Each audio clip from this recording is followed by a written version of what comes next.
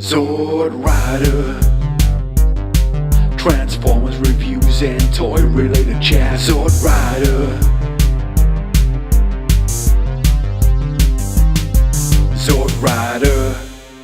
We've all been there, haven't we? Chasing the next toy, and apart from all what goes on in your normal day-to-day life, really when we have 5 minutes to ourselves and with our collections, we're always thinking about the next thing that we want to pick up. The next purchase, the next few pounds we're going to spend, or even hundreds of pounds, or for some people thousands of pounds on the next toy, on our next fix of plastic crack.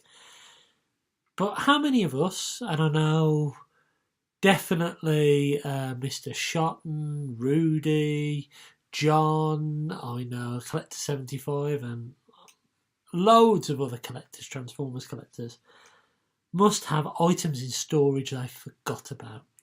And what I've been trying to do lately, for a number of reasons, I'm trying to get rid of stuff that I'm never going to display because it's a shame. It might be there for, might fit into someone else's collection that they want that item, that they really want to display it.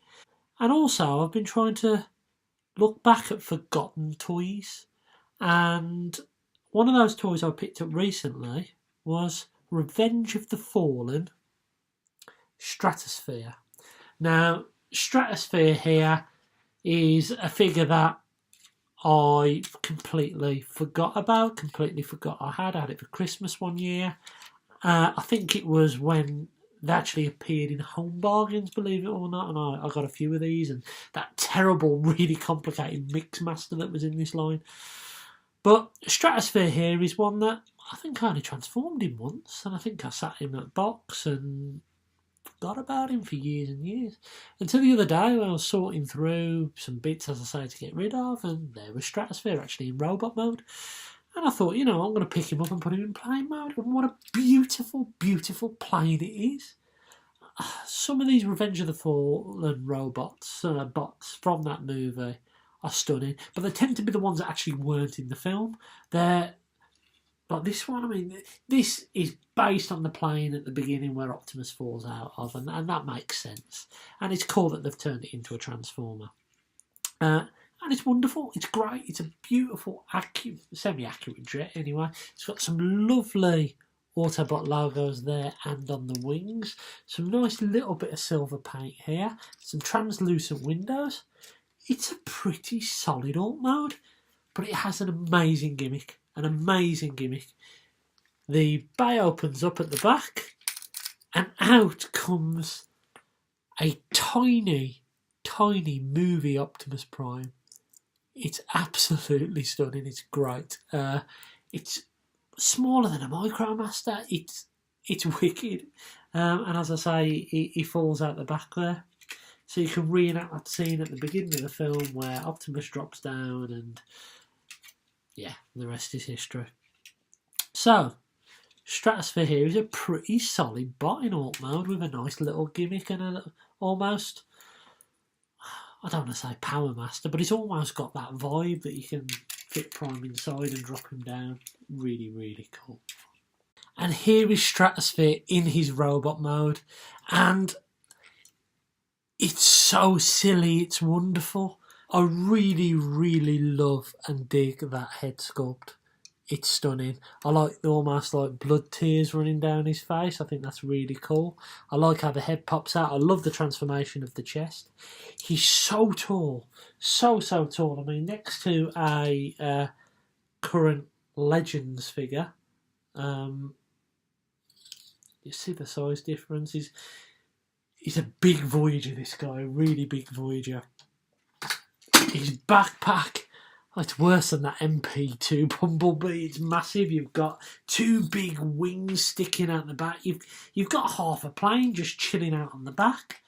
But somehow it works and it balances. He's got really massive feet that bend backwards with reverse knees. It's so silly, but yet it's so wonderful. Articulation wise, you get a little bit of movement on the head, left and right. You've got a full 360 on the arms and they can move out. and a single joint at the wrist, and you can actually move his fingers and his thumb, which is pretty cool. You've got no waist articulation, but he can do the full van down. He can do forward and back. He has a bend at the knee. He has a bend at his other knee and a pivot at the foot. So articulation-wise, he's not too bad for this guy. He's a really odd thing with a really cool alt mode, but something that isn't really Bayverse, but isn't G1. It's something completely different, almost like it's not a Transformer, and I think I actually really, really like it. And let's not forget about this little fella, this mini Optimus Prime.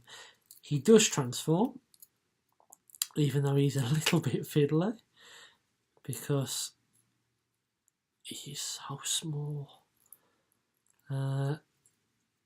He transforms into a decent little Optimus. A nice little head sculpt there. You've got some movement on the arms.